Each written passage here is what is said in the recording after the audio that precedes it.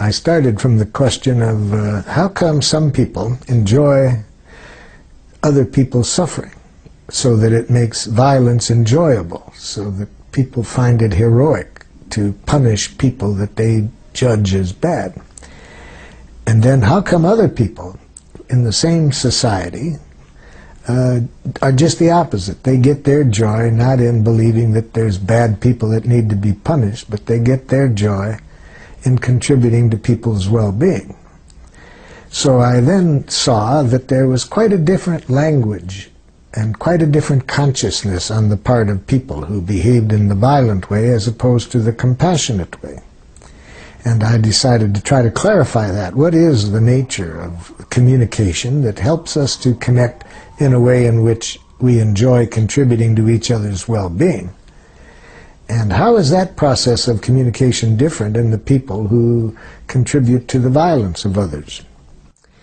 Then, after I developed nonviolent communication, which is the language and the power usage that I saw contributing to compassionate interaction, I then wondered, where the heck did we ever learn this other approach? So then I got interested in where did it all begin, where we learned a way of thinking and communicating that contributes to violence on our planet.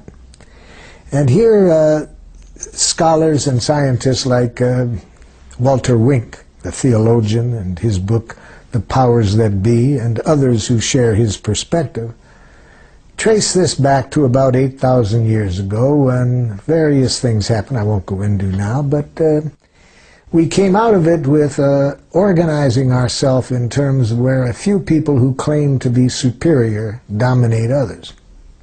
Sometimes they base their superiority claiming their family was born closer to God, and so they controlled on the basis of the divine rights of kings. But whatever it is, we started to live in cultures in which a few people claiming to be superior dominated others, and that requires a language of domination, a language in which you classify people in terms of what they are. Are they peons or are they royalty? Are they good? Are they bad? Are they normal? Are they abnormal? That way of thinking goes with domination, because in a domination structure, the people who claim to be on the top claim to know what is right and what is wrong, and they maintain their power through the use of power over tactics such as punishment, reward, guilt, shame.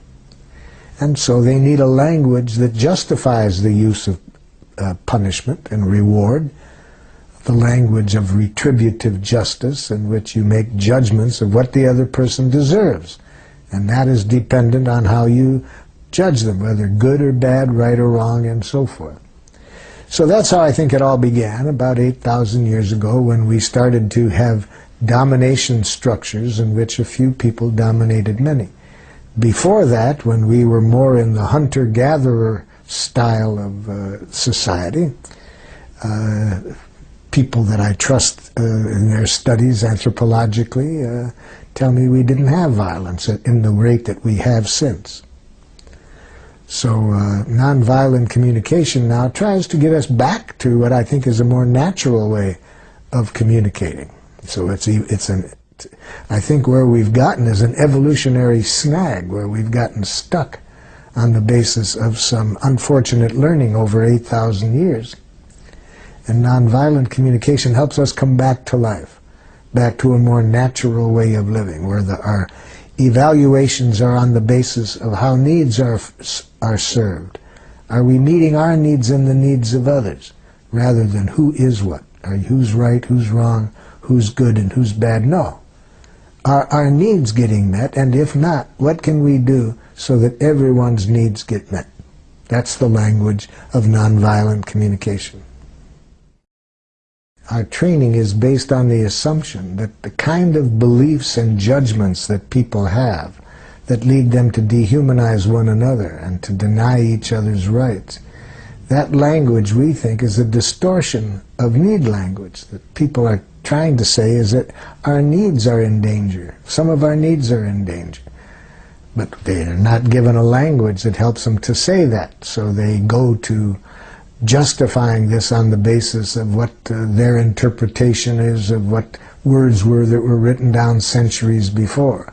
The Bible says, or the Quran says, and they then tried to use these documents as justifying that they are right and the other side is wrong. So when I'm mediating between two groups that are thinking that way, who are at war with each other, each time they use that kind of thinking, I translate it into an unmet need.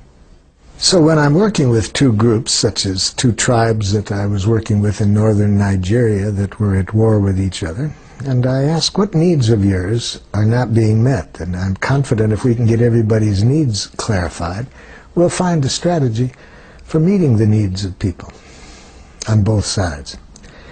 And a chief from the Christian tribe immediately screams across the table, "These people are murderers." The other people scream back, "These people have been dominating us for 80 years. See, I asked for needs, and they both gave me an analysis of the other side's pathology. Sometimes the analysis takes the form of, well, our Constitution says, and the other side says, no, it doesn't say that, it says, or the Bible says, no, but the Quran says. So when I ask for needs, and they immediately go into these intellectual judgments that justifies their position, I translate that into what needs I hear being expressed through that. So when the chief screamed, "You people are murderers," I said, "Chief, are you saying that your need for safety isn't being met?" You see, so I hear the need behind his analysis. And if I guess wrong, he can help me, but I'm looking for needs. But I happen to guess right. That's not too hard to guess what the need might be. He said, "That's exactly what I'm saying." Okay. Then I try to get the other side to hear the need. So I said, "Would a chief on this side please tell me what you heard this chief said his needs were?" The chief on the other side of the table screamed across the table, "Then why did you kill my son?" You see, I had been told ahead of time that 3 people in the room knew that somebody who had killed a member of their family was in the group. So it's not easy, even when you get people to express the needs, it's not easy to see that in the other person when you have these enemy images. So I had to work hard to get the chief from the second side to just hear that. Just tell me, Chief, what do you hear him saying? He's saying he has a need for safety. Okay, just even that makes a big difference, you see. We're out of this intellectual analysis justifying position, and we're connecting at the level of human needs. Then I helped the other side get clear what their needs were, and heard by the first side. At that point, one of the chiefs that hadn't said anything jumped up and said, "If we know how to speak this way, we don't have to kill each other." You see, it didn't take long, even in this culture, for them to, this one chief at least, to see that if you can just talk about your needs and not into this analysis of who's right, who's wrong, we can solve anything. So we not only have to get one side to say clearly what's alive in them, what needs of yours are not getting met, then I have to get the other side to connect with that. And that's not easy, even if it's a simple message, because if the other side's brain has been programmed to be diagnosing the pathology in this person, even if I've said this person says he has a need for safety, I had to ask that person at least 3 or 4 times to repeat it back after I repeated it, because his first reaction is, "Then why did you kill my son?" And then the next one was, "You can't trust these people. They'll say anything." And then it took a while before I could give him the understanding he needed to be able to just hear the simple phrase, a man said he has a need for safety that isn't being met by the way some of the conflicts are being dealt with. Whew, that took a lot of work just to get that far, but once I got there. So the empathy is the second party seeing this other person's humanness. And the way we see the humanness is by seeing the needs without these enemy images clouding that. It's not easy to do that. It requires full presence to what is alive in this other person.